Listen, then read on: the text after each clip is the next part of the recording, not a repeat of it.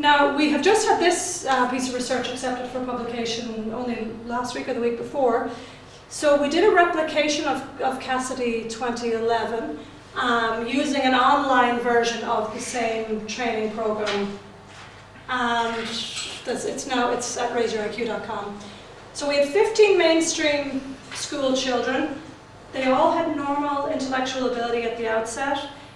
They were administered the WISC-4 UK standard scholastic tests. In this instance, it was a micro T and sigma T, and also our specially designed relational abilities index. They then got twice weekly training sessions in same, opposite, more than, less than relational responding.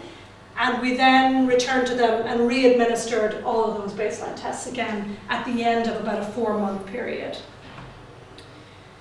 So they had 55 training and testing sessions. There was it was 100% accuracy was required in their responding. So it was quite an intense intervention, and parts of it were quite difficult. They had 16 to 20 weeks to complete the training. That varied a little bit from child to child, so that's why the variance. All stimuli were nonsense syllables. I'll show you an example of that in a minute. And every training and testing trial was unique. So this question comes up a lot. You know, are you training kids to perform well in an IQ test? So this is important. No, we are not. No part of their training and testing looks anything like a standard IQ test. And it's really important that we protect the integrity of IQ tests. You know, IQ tests are very functional and very useful for many, many reasons. So I'm not in any way trying to take apart that system. In fact, what I do routinely on a daily basis is administer IQ testing and try to help people where there are areas of need and areas of difficulty. So that's really important. You know, it would be completely unethical for us to train people on how to take IQ tests. So it's only the format of derived relational responding was taught. So we were teaching them the skills underneath what you might need to do other types of skills. So this is a sample from one level of training. So they're given several relational statements where they're asked about these nonsense syllables. You know, they're given the information. One, you know, Zoif is less than Muav, kayak is less than Zoif, and Zayas is less than kayak. And then they're asked a relational question, is Zayas less than Muav? They're given only 30 seconds to respond.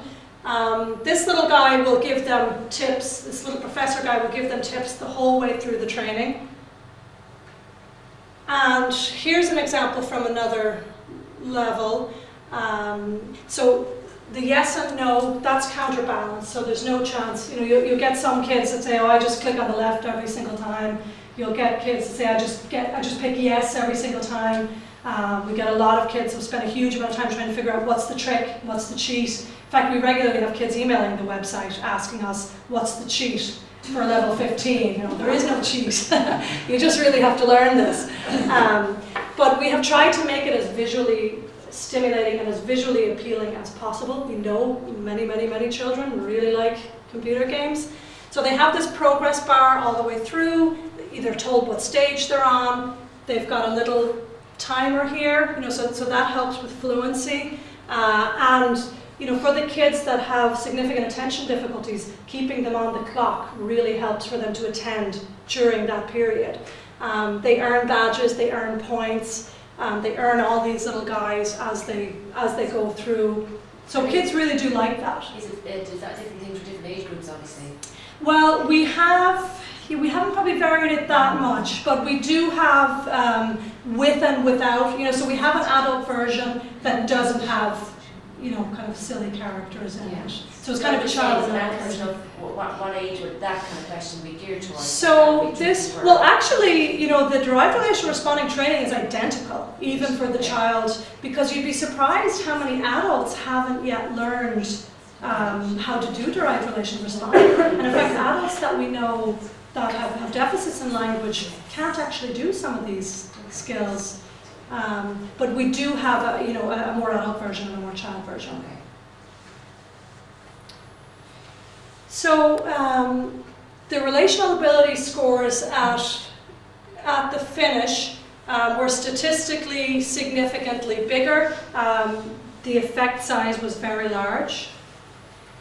Full-scale IQ score was also significantly higher. And the effect size was also very large. I want to show you another graph. I know you can see, so in yellow here is the after score, the blue is before. But I just want to show you the percentile ranks there, because I think that's visually. So I mentioned that all these kids were in the normal range at the outset, and they were. You know, it was a mainstream classroom. 3 of the kids did have a diagnosis of dyslexia. 1 of the kids had a diagnosis of a disruptive behavior disorder. But I think that's pretty typical of a mainstream class. You know, they have a whole host of difficulties, abilities. But say this guy right here, full scale IQ at the outset, I think was at 84. That's still normal range, but that's only about the 18th percentile. So that's still weak. You know, this guy was struggling in school. But at the finish, his percentile rank was in the 70s. So that's a huge jump in how well able he is to access the curriculum. So even though both of those scores are in the normal range, I think the percentile rank is really, you know, I think it visually demonstrates what I'm trying to say, you know, how significant those changes were. So IQ rises by diagnostic category for this group. We had 3 kids that went from low average to average. We had 4 kids that went from average to high average intellectual ability. We had 1 child that went from high average to superior intellectual functioning. We had 1 child that went from average to exceptional. We had 1 child that went from, we had 4 kids that went from the average range to superior intellectual functioning, and we had 2 kids that went from high average to exceptional. So actually at the finish of this, 3 kids were in the gifted range. And I remember from the graph I showed you of the normal curve, we would only expect about 2.2% of the population to be in that, you know, to be at that outer reach. So this is the 15 children that were doing the online? This was the online one, yeah. How can you be sure, was there kind of a contract to sign that the keen parent wasn't sitting beside them, coaching them and teaching them the right? Because we supervised it. This was done in school. Oh, yeah. Okay, so we administered the IQ tests at the beginning and at the finish, and we supervised, you know, we didn't supervise all the sessions. These were administered during their normal class time. So, yeah, I mean, they could log in from home if they wanted, but the chances of them being able to remember how to do that during a school session would be almost nil. So even if they were very keen and were working from home, and some of them, you know, they did have open access, so they could absolutely practice as much as possible. But that practice would only yield a further increase in their skill set. It wouldn't be a cheat in any way, shape, or form. So the training is not a test in itself, it's training, it's purely training, and then the IQ test is the test. Well, now there are tests of what they've, so they can't move on. So there are 55 levels in the basic training package. Now they have to pass each and every level consecutively before they can move on to the next one. So there is a test after each and every one, just to ensure. That's an online test. That's online, yeah. Supervised, that's the one that was... Well, you see, all of their training was supervised in the school setting during the regular class time. And was it all the one school, or was it a range of schools? This was all the one school. Okay. Yeah. And did the teachers remark on improvements academically? Yeah, absolutely. Teachers have been, we've done this in a number of different schools, and teachers have been particularly impressed with the rise in mathematics. And that is also borne out in our own research. We know that there are statistically significant rises in mathematics scores, both on tests that they've administered and tests that we've administered. So yeah, there's actually quite a lot. There's quite a lot on that. But teachers have, we're kind of moving into anecdotal evidence now, but teachers have commented, one particular teacher commented, she had worked in this school across a number of years, so she had worked with some of the kids since they were in junior infants. And what she noticed most about the kids that had done the training program is that they needed her a lot less during, you know, so when she's giving explanations, she found she didn't need to go back to that child and explain it 2 or 3 more times. So that was the thing that she required on, is that she found her job was a lot easier to do. That they were just acquiring the stuff that she was saying, you know, just the regular content of the curriculum, they were grasping that a lot more quickly and without all the additional explanations. What was the socio-economic background of the children? Were they, was that normal? No, it was not a disadvantage, no. It was a rural community school, fairly mixed. This was a primary school. Yeah, I have data from secondary schools as well. Yeah, so it would have been pretty mixed, but it was not a DESH, you know, there was no DESH status.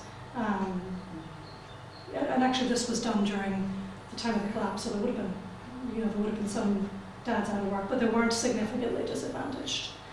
Now these are the maths scores. So this was the Sigma T administered by the school. The increase in mathematical ability was significant. Now that effect size was medium. Micro T score, we had a medium effect size, but the increase was not statistically significant. So that's the reading. Now for this group, there was an average IQ rise of 23 points for this group. The IQ, the lowest IQ score at the outset was 84, which is low average, which went to 106, which is in the average range. The highest IQ score, obviously this child is already quite bright, it was 119. So that's the upper end of the high average range. One more point he would be in superior intellectual function. So obviously this is a bright kid to begin with. But he was 140 at the finish, so he was one of the kids that moved into the gifted range. Sorry, that should read 97, was the average IQ rise of the children before their training. So the average IQ at the outset of the training was average, and at the finish, the average IQ rise for this group was superior intellectual functioning, so it's 120. So those results were quite extraordinary. They are now have been accepted for publication. Now experiment 2, so this is a group of secondary school students. The same intervention was delivered to 30 15 through 17-year-old mainstream secondary school students. Did any of those kids do the first training? No, no, completely different county in fact. So what we wanted to do was replicate that piece of research, but what we wanted was for the training and testing to be administered entirely by the school. So, you know, as scientists, of course, we know that there may be some effect from us coming into the school, and ethically, we have to provide parents and teachers with what it is we're trying to do. So, you know, they know we're administering an intervention to raise their IQ. Are there other effects of that? You know, are parents say, you know, all of a sudden taking a huge interest in their homework and their scholastic? We don't, you know, I imagine they probably are. So what we wanted to do was rule out any of these other secondary effects that might be yielding such a large rise. Now, if those are the effects that are working, great, you know, let's get more of that. But what we really need as scientists is a functional analysis of this. We really want to know what is the critical ingredient that's yielding such impressive rises in their skill sets. So the same intervention was delivered. This was a 5th year group of students. They were, they got the differential ability test. The school would, you know, in a standard fashion, administer the DATS test to that group.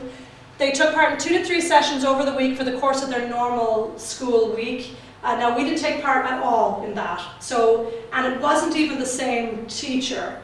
So, you know, on week 1 it might be that they go for smart training during, you know, English and maths that week. You know, so the smart training was timetabled into their regular timetable such that no other subject would be compromised. So they were only missing, you know, so they missed a couple of each of the lectures throughout that semester. The training was supervised entirely by teachers, and the results of the DATs were scored by an external and blind third party. So they're a commercial psychometric testing agency. So we had absolutely, you know, that was entirely independent of us, all of it. And what we found was their relational ability scores increased in a statistically significant way. And our effect size was large. The effect size for the statistically significant rise in relational ability was large. Verbal reasoning, so I don't know if you guys are familiar with the DATS. It would be typical, okay. So verbal reasoning is one large component of the DATS, and what we found was that there was also a statistically significant rise in verbal reasoning scores for these kids, and that effect size was medium. Maths was a larger rise. And actually a crude analysis of this, the school were particularly impressed with the maths, and I found that across the board in a lot of schools, that what teachers really notice are the increase in the maths ability, in the planning, the working memory. But actually just a very crude analysis when we first looked at the numbers and before we ruled out outliers and did a more technical and proper statistical analysis, it was a 55% increase in their numerical reasoning scores. Now, that did wind up to be a statistically significant rise, and the Cohen's effect size was very large. So, both in the sort of crude, just as you look at it, a visual inspection of the data, that increase was large, but statistically it was also significant. Now, this was really important for us, particularly as behavior analysts. So, we're interested in IQ, we're interested in the scores, we know they're correlated with a whole host of other life variables, but what we really want to know for school kids particularly is what's that going to mean for the rest of their life? And this was the interesting bit for us, is that the DATS measures a child's educational aptitude. So that's not just about the verbal reasoning, the numerical reasoning. And what we found was that there was a statistically significant rise in their scholastic ability after these kids did that training. And that was a large effect size also. It was statistically significant, and it was a large effect size.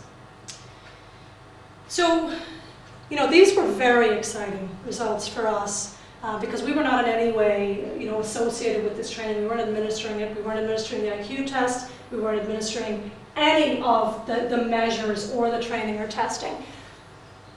And the other thing that we, when we've conducted research before, and of course there's always that question of ecological validity. You take a really well-designed clinical intervention that you've developed in a lab or university setting, and then you bring it to a really busy classroom.